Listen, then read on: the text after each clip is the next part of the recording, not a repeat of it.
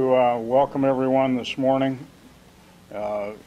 Appreciate your being here. We want to begin today with folks from Dominion who are here to announce the next phase in their reconstruction of their service lines within the city. We have had, as this project, it's a very ambitious project rolling out across the city over a number of years, and there's always, as little flags show up in people's yards, there's lots of questions about that. So we're trying to get information out ahead of actually going into the field. And Peggy Ehora is here along with a colleague, Ty Lotz, to talk to us about the specific area that Dominion will begin to work in shortly. Peggy? All right. I just was explaining when Ty and I came in here that he was giving me grief over this poster because it's not as sophisticated as his engineering person would like it to be. He said that you couldn't find your crayons, and so we figured as time goes on that you guys will marvel at the sophistication of our maps as we move forward in the next weeks or months and years. We know we're not going to PowerPoint them, but basically what we're trying to do is just give people an idea. Anybody who's been down Market Street in the last few weeks, where it's gone to one way right around St. Rita's, has been part of a project for us. Last year we occupied, this year it's the repaving of Elm Street, but last year we did Elm Street from Rosewood to Union Central for most of the summer. And so we've kind of committed going forward that we're going to try to keep people pretty informed about what phase of the project we're going to do next. So, and Ty can answer all of the technical questions, and I'll try to just give you some generalities. This is what we call Project 520, and its approximate start date is August the 1st. And you can see from the map that the boundaries of this project are Rosedale and Primrose, east and west, Wales, and Lowell Avenue. That is Project 520. And all of those little tan lines on the maps actually indicate the streets that will be replacing services and replacing main line. This project affects 365 customers. So that's 365 meters, 365 services, 16,000 feet of pipe, and the length of that project will be approximately 3 months. Both of the projects that we're talking about today are 3-month projects. They will probably overlap, run simultaneously. You're probably seeing more trucks in the city of contractors that have been here working on some of these large pipeline projects than we've had in a very, very long time. And we're keeping a lot of people busy putting in new main line. So this is Project 520. And I'll flip this around, and we'll talk about, wasn't that very sophisticated? It was like a flip chart. Project 543 and 298 is a combination of projects. A little easier to grasp that, the Delphus Avenue slant there to the north, Metcalf Street, Charles, and Wayne kind of gives you an idea of this area. For some reason at the offices, this is the Bryce Avenue project. We call it the Bryce Avenue project because it's right in the center of that. But this project is slated to begin in mid-August. Again, 3 months timeline, 25,000 feet of pipe, and 434 customers. And one of the things that Ty and I were talking about, the important points to stress with these projects are, we're going to try to minimize the inconvenience for customers, be it traffic, parking, and also in their service being out of service. We try not to ever leave anybody's service out overnight. But obviously, when we're replacing line, there's a necessity to turn service off to a house, and then we get things, new lines put in, and then put you back in service. It may require us to have access to your house. One of the other upsides of these projects are the City of Lima, for the most part, is a low-pressure system, which means the majority of the customers in the city have their meters inside their basements if they have a basement. And with these projects, we're going to a medium-pressure system. We'll be moving meters outside, and that's for the convenience of the customer. We'll no longer have to have access to the basement every so often to get at those meters. But by having to have access to the house, we want to remind people that our employees and contractors all have a badge that looks just like this. It's a Dominion badge that has a picture and identifies them as being one of our workers. And so we always encourage people to not, to be cautious. And when somebody comes to your door and says they need access to your house, ask questions. That's always a good thing to do. And like we said, the meters will be outside. We should be getting away from having to have, folks make appointments and to let us have access. So that's always a real positive. We did have automated meter reading. That project's been complete for a year or so, so we're not having to access homes as often as we used to, but we still need to, and that's going to be part of this project. So our plan going forward is going to be try to come to the mayor's press conferences every few weeks or so as new projects start, and we'll give people a sense of where we're going to be. So, okay? Ty, right. Any comments? He'll be available for all the tech work. Okay.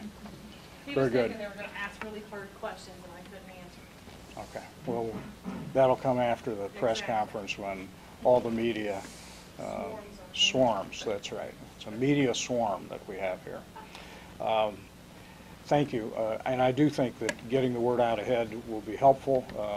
As these flags begin to show up, there's always a flood of questions and comments. People don't know what the flags mean, and so we'd like to make certain that people are aware of the fact that the projects are happening and it's going to affect their properties in ways that are somewhat significant, but as the projects get completed, I think it'll be for their benefit and for the communities as a whole. I want to invite Kouns Born up, who is a member of the Lakewood West Neighborhood Association, and they have an annual garage sale coming up. And before I say that, Peggy, if you guys would like to come and talk to our association, because 520 is us. Our next meeting actually is not until August the 28th. We just had one last night. But yeah, I would like that. This is our third annual neighborhood-wide garage sale. Boulevard Association, which is right next door to us and does encompass Market Street Boulevard, is having one that weekend as well. Theirs starts Thursday and runs Thursday, Friday, Saturday. Ours is Saturday only. And I've given you all, members of the media, the little press release and a little poster. The key for ours is knowing where our boundaries are. We are between Elm Street and Spencerville Road, Cable Road, and Woodlawn. That's our area. I'm told that we're one of the largest, geographically speaking, and heavily populated neighborhoods. Doesn't mean that all the houses will have garage sales. Right now we know of 10 for sure that will, and some of these are multifamily sales. We're constantly getting calls and emails, people asking for how, when, what do we need to do. We're telling people they do have to come to the city, they do need a permit, it's only $5, it won't kill you. Because occasionally people come around and check to make sure you have a permit. So please do that if you want to participate. If you have any questions, our chairperson is Pam White. Her phone number and email is on the little poster. And people are encouraged to contact her. If you can't reach Pam, you can always call Nell Lester, who is our association president. It will be July the 28th, the last Saturday in July. We picked that date the first year. It worked really well, so we're sticking with it. It's only from 9 until 3, so it is a limited time. First 2 years have been very, very busy. People have made some good money at their garage sales, so it goes real well. We have everything from, household items to baby clothes, all the traditional things. Some people have antique toys that they put out. So there are bargains, there are steals, and there's some really nice things that you can find. So I encourage homeowners in that area to get a hold of us. We will supply the yellow balloons. We are doing the signage at the boundaries of our association. The ad, we'll put the ad in the paper. You don't have to worry about that. And the association is not asking for any portions of the proceeds. So whatever you make is all yours. Although if you'd like to make a donation, actually join the association, that would be appreciated. And again, membership is only $5. So hey, if you make 100, where's the harm? Again, contact information is on here, and we hope to see everybody out and lots of yellow balloons in our neighborhood. Thanks. Very good. Thank you, Kat. Saul Allen from the Street Department's here to provide an update on storm debris. We think we'll be coming to the end of these announcements sometime soon, but we're hoping for that, actually. Oh, not hoping. It's definitely. Good morning. Just a real quick comment, Kat, to your neighborhood association. Hopefully I'm thanking you in advance of putting your signage in the proper location and your balloons in the proper location. I let you here. I don't know who did, but... All right, moving on to other things. City of Lima Street Division has announced that we have completed the one full round of citywide debris pickup following the thunderstorm from June 29th. At this point, we're asking any residents that have additional material that they need to dispose of, that there's a number of ways you can still dispose of it. If it's smaller material, make sure you're just putting it out with your trash. Debris bags are still available at 900 South Collett. You can come in, show your water bill, and that material can still be put out. Also, tree limbs under 2 inches in diameter can be cut up into 4-foot lengths and bound and also put out with your trash pickup. Residents that have large amounts of debris, I know there are still quite a few out there that still have quite a bit, can haul their material to the compost facility.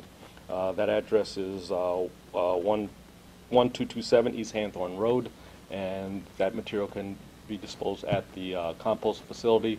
All you have to do is show some proof of residency. But as of right now, I know for a fact that ODOT finished up their work in the areas we gave them last Friday. We finished up primarily, mostly Monday, still some small areas, actually 3 or 4 locations that I know that had some cars parked in front of them, so we're getting those cars removed and still trying to get those locations taken care of. But ODOT's getting back to their normal work, and we're trying to do the same. So, thank you. Very good.